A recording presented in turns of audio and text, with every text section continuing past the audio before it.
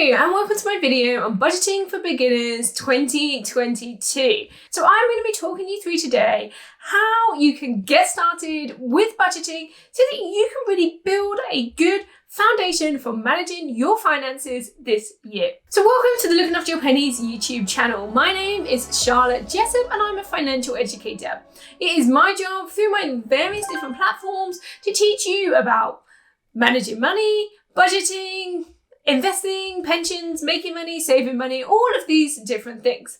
If you have a particular topic you would like me to cover, make sure you drop that in the comments and I'll add it to my to-do list for this year. So today I want to focus on making sure that you understand how to create a good budget that supports you in your financial journey, whatever that is you are trying to achieve this year. So what I want to start with is what a budget is not. So there's been a lot of talk recently about, maybe we shouldn't even be using the word budgeting because the word budget actually brings up a sense of restriction. This idea that we are going to need to cut back, cut things out, and that's not what a budget is. Perhaps a better word for a budget would be a spending plan because actually it gives you a lot more freedom to decide where your money goes. So if you're finding that your budget is too restrictive, then maybe you need to go back to the drawing board and tweak this a little bit to make it less restrictive for you and to work better at allowing you to spend on the things that matter to you. Your budget also shouldn't be oppressive. This is not something that is designed to control you. It's about giving you back the control. It's about you having the freedom to decide where your money goes, rather than, having somebody tell you where it should go. A lot of the time people feel like their money just slips through their fingers and they get to the end of the month and they don't know where it's gone. Maybe they've got in debt or they've got nothing left in their savings. Well, actually, a budget is about giving that control back to you and you get to decide where it goes. This also shouldn't be a time-consuming event. Yes, it might take you a little while to kind of set it up in the beginning, but maintaining it and keeping it current and relevant to you, it should be something that doesn't take up too much of your time going forwards. You need to find the right system for you, and I will talk a little bit about this, and then it should be just a few minutes checking in maybe once a week, and then maybe, another 10-15 minutes to get the next one set up ready for the next month. It also shouldn't take the joy out of everything. I actually quite enjoy my budget because I feel like it is a way of me taking that control. Like I said, it's a way of me deciding what happens with my money. And when I do that, I find that my money goes where I want it to go. And there is a real joy in knowing that I'm going to be able to afford the things that I want because I have this budget in place. A budget is also not something that is static. You can't create your budget and then walk away. I have a whole series called Budget With Me where I have shown my budget and my exact figures and the process that I go through for managing my budget. What you'll see is that this changes every month. There's always a different figure. There's always a different income because I'm self-employed. There's always different things that need paying for, different kids' activities, different needs and wants within our family. So I have to tweak this month by month to make sure that it stays current. I'm also tweaking this as the month goes along. So I'm also making sure that, maybe if something's turned out more expensive or something unexpected has come up, that I kind of tweak my money and make sure that, there's enough money flowing around to cover those things. So how do you get started then? Well, the trick is having a good understanding of the money you have coming in and the money you have going out. So I recommend that you start some sort of tracking process for both your income and your expenses. Now, you might be thinking, oh, well, I've just got a job. That's the only money that comes in. I'm going to argue with that and say we probably have money coming in from more places than we realise. And if you're on a journey to actually improving your financial situation, you might find that, you start taking out some side hustles and there's money coming in from all over the place. In my former life as a teacher, I had money coming in from my job. I'd also do some tutoring outside of that. And I also had, money coming in things like child benefit. So I had 3 sources alone.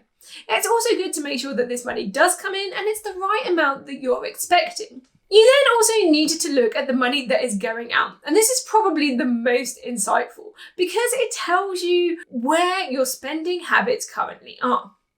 Now, you could go ahead and you could not do this exercise and you could create a budget.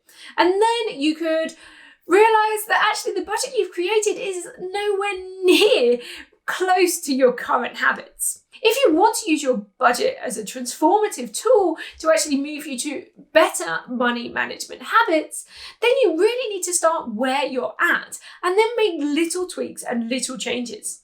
If you jump straight into your dream budget, it's not going to work. So you need to set something that is close to where you're at now.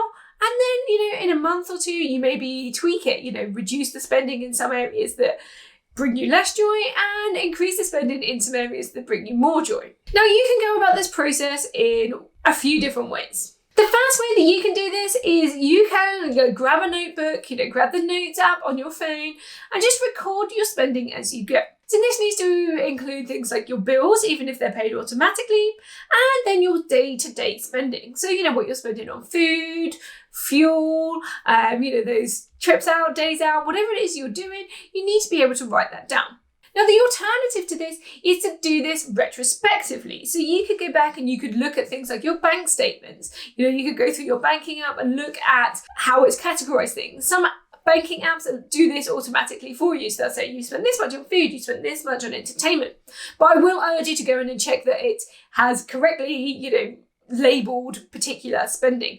Sometimes I will go into Tesco and some of it will be food and some of it will be clothes. So you maybe need to just go back and look at what this spending really was to get a truer reflection of your spending habits. Now, once you're armed with that information, the amount of money you have coming in and what you are currently spending your money on, then you're in a strong position to start building your future budget. So the next step I urge you to take is to find some way of writing your budget down. Now, this could be a spreadsheet, it could be a printable scrap of paper, or it could be like a budgeting app.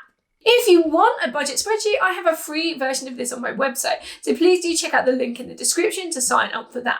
And if you want, you can send me an email, let me know what you're working on with your financial goals, and I will send you a free budget printable. Again, my email address is in the description.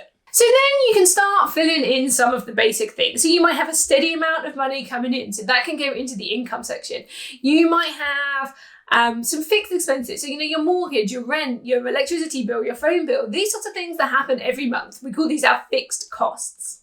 Then you can start looking at your current spending habits and filling in some of the variable costs. So this could be things like food and fuel or, days out and stuff like this. You can then set some amounts in for things that you want to save money. So, you might want to save money for a holiday. You might want to start investing. You can put these amounts of money into your app, your spreadsheet, whatever you're using. Now, some people advocate the idea of paying yourself first. So this is where you put in your savings and your investments before you put in anything else. Now, that might sound bold, but it's something you may want to work towards in the future.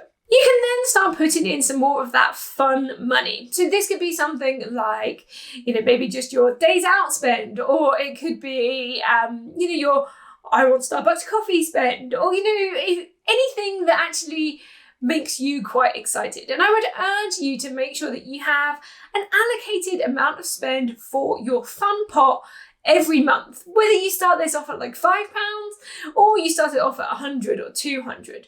And make sure that everybody in the household has a certain amount allocated for this too. Now, like I said, it is good to set some goals. If you're using this as a tool to kind of transform your money management habits, then it's good to set some goals. So you might want to reduce the amount you spend on food. So let's say that you have done your expenses tracker and you're spending £600 a month on food. Well, I would urge you maybe to just make these small steps and maybe set your budget up as like £550 this month for food. So that's, a saving of around sort of like £10, £12 per week.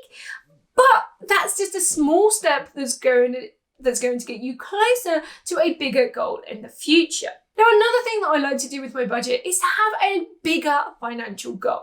And you might want to write this at the top of wherever it is that you're doing your budget. So if you're working on getting debt-free, or you're working on paying off your mortgage or retiring early, whatever your goal is, write that at the top. Then when you finish doing your budget, make sure that it reflects that goal.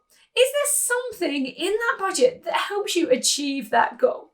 Would I be able to look at your budget and go, I know this person's working on clearing their debt. I know this person's working on early retirement because I can see it in their habits, how they're spending their money. So make sure that your budget aligns with your wider financial goals. If this is something that you feel that you want to work on, then please do check out my financial education membership. This is called the Money Nook, and we are a group of people called the Nookworms who are working on our finances. I have a whole course in there about budgeting that guides you through every step. So it gives you a lot of the information that you've seen in this video, but in a whole load more detail, with some additional resources to help you work through that too. Furthermore, we get new workshops every month on different areas of managing your money. So this can be things like saving money, working on side hustles, investing, protecting your wealth, and a whole load more. If you think this is something you're interested in, please do check out the link in my description, and I would be more than happy to welcome you into that group as our newest Nookworm. A big thank you for watching. Don't forget to hit that like button and hit subscribe so you can see my future videos. See you in the next one.